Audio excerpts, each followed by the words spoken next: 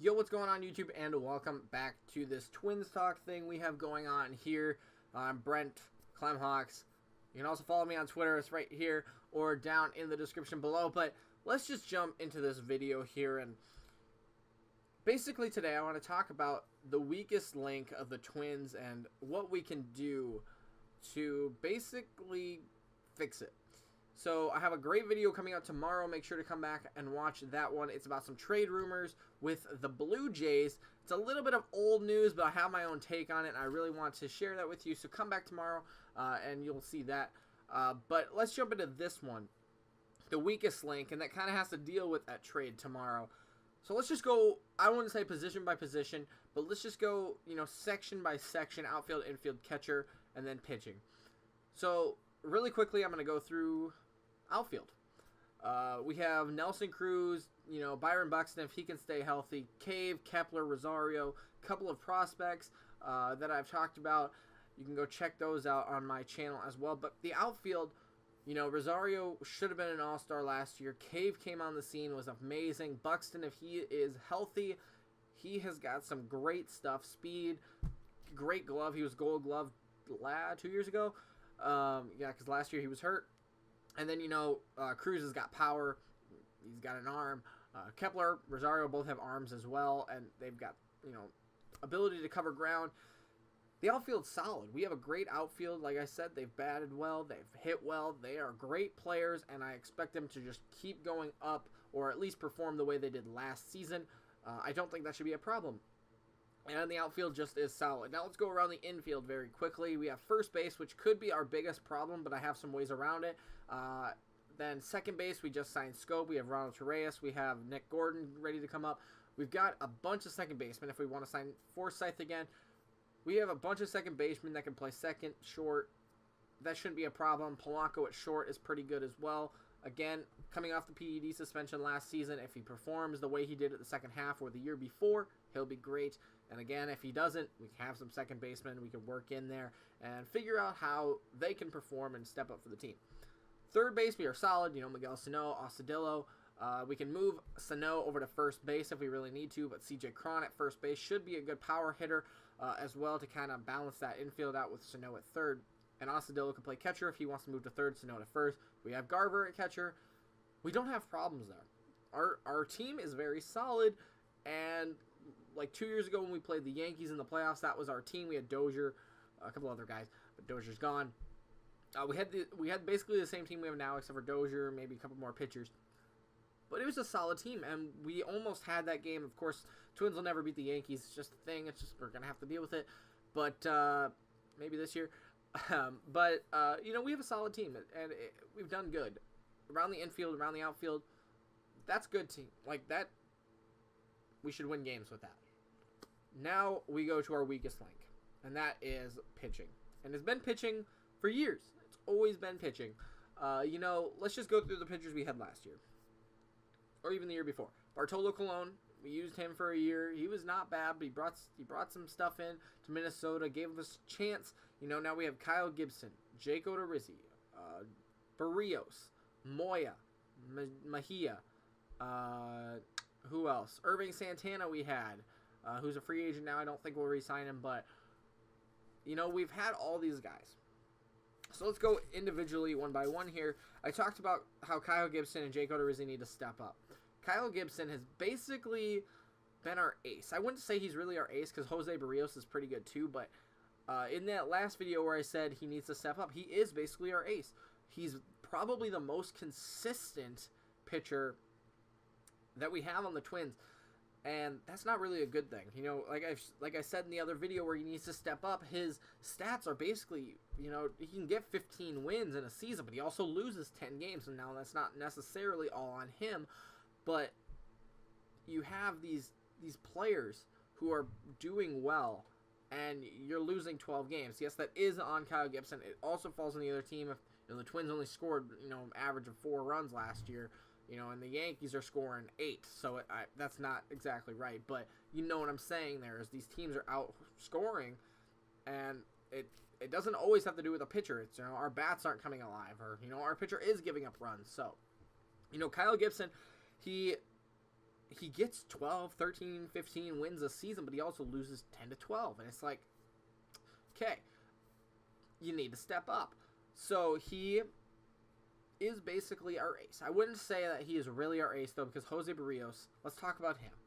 He was good last season. He was our all-star last season, and for the first half of the season, he would strike out, 16 guys, I think it was, or 12 guys, somewhere in that range. I can't really remember, against the Orioles in the first, weekend of the games of the season. He was solid, and, like I said, he ended up being our all-star that first half of the season. He was lighting guys up, 10 strikeouts a game, and, going into the 7th inning, he had a couple complete games. And then the second part of the season, he fell off. He just was not the same guy. Same with Jake Odorizzi. He was very, very, very streaky. At the end of the season, he had a couple games where he went into the 6th, the 7th. He had a no-hitter going into the 7th and like a third. Did good at the end of the season, but not at the beginning of the season. He was going, games where he was going not even into the 5th inning. 2 innings. I was at that game, I think, against Texas. He went 2 innings. Another game against the White Sox a week later where I went to. He only had 5 innings, maybe, or maybe he actually had a good game that time. He's very streaky, and he would not be consistent. That's what hurts us. You cannot expect a team like the Twins, who have a decent field and decent bats, to go out there and perform every day, and then your pitching is so streaky.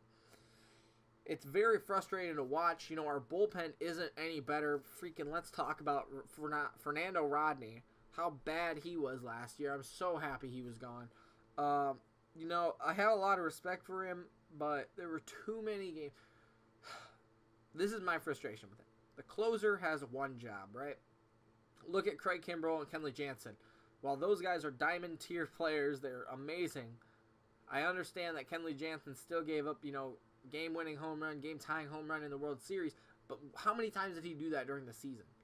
Fernando Rodney, 5 times in a matter of, 30 games. Now, that doesn't sound like a lot, but every single one of those games he'd allow, a base runner, a walk, a hit, and those add up.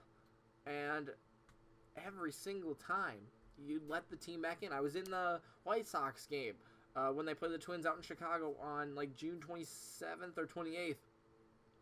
It was a 1-0 game, and he walked the first guy, hit the second guy, gave up a hit, walked in the tying run. Tie game going into in the bottom of the 9th. Let them come back. Bases loaded. He got out of it. But you're kidding. That's the stuff that we need to fix as the Twins, and that is 100% our weakest link. It's just pitching all around. So this is what we need to do to stop it. All pitchers need to do is get through 5 innings. I really like this idea here. 5 to 6 innings every day. If we can get a pitcher to go 5 or 6 innings, we should have a bullpen where we can use 1 to 2 bullpen guys, maybe throw a matchup in there for a lefty or a righty, depending on who it is, and then get to our setup guy or closer. But the thing is, a closer needs to do his job.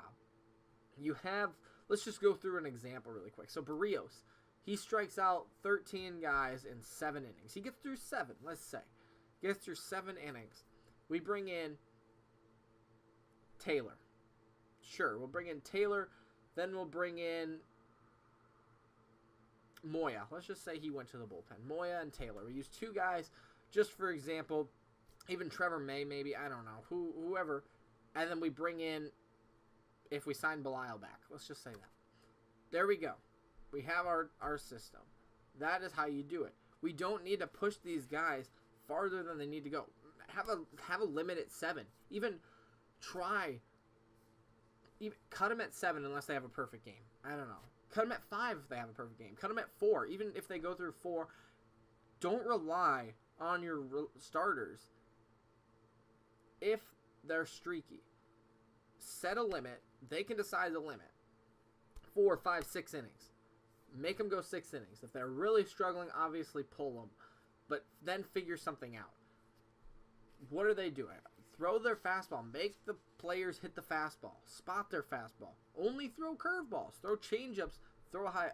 There's so many things that the pitchers can do. And I'm not saying it's perfect. Obviously, it's baseball. It'll change every day. But set a limit. Even if you want to go 2 innings. Just say you have like an opener kind of thing. Go 2 innings. Then put a reliever in. Put another starter in. So you got 2 innings. Reliever for third. 4-5 is another starter. Then you go reliever, another starter. I don't know. Just ideas that you can come up with, but figure something out. Set a limit. And again, like, it could change. It's baseball. I understand that some pitchers really might have a bad day. But for the most part, set a limit. Set it shorter than you think. If you know they can go 5, set it at 4. If they know they can go 6, set it at 5. Have it the same. Set it. And work from there. Use 2 bullpen guys and then go to a closer. I don't know. But figure out the individualistics. I don't think that's a word, but I made it a word. Individualistics of where you want your pitchers to line up at. Get them there and work very strategically. Think about it. Every game is a World Series game. World Series Game 7. You need to win this game. You go ahead in the 5th inning or 4th inning, wherever you set your mark at. I wouldn't say use your bullpen every day, but add a 6th starter. Take away a bullpen guy. Add a 6th starter. Go starter, reliever, starter, closer. I don't know. That's just my take on it. Obviously, I'm telling you, our pitching is the worst every single season. We got to figure out something to do with that. And my simple solution is, like I said, set a limit. Very strategically, go from there. Set a starter, 4 innings, reliever, closer. I don't know. That's just my take on it, though.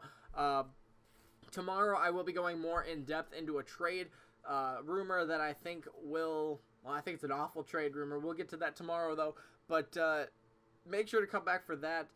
I think that will tie into this video a little bit better if you were a little confused, or maybe if you have some more comments, leave them down below and I will try to answer them. Also, watch tomorrow's video because I think that will have some insight as well. So thank you guys for watching. Make sure to leave a like, subscribe, and come back tomorrow for that special video, and then we will see you there. Thanks for watching.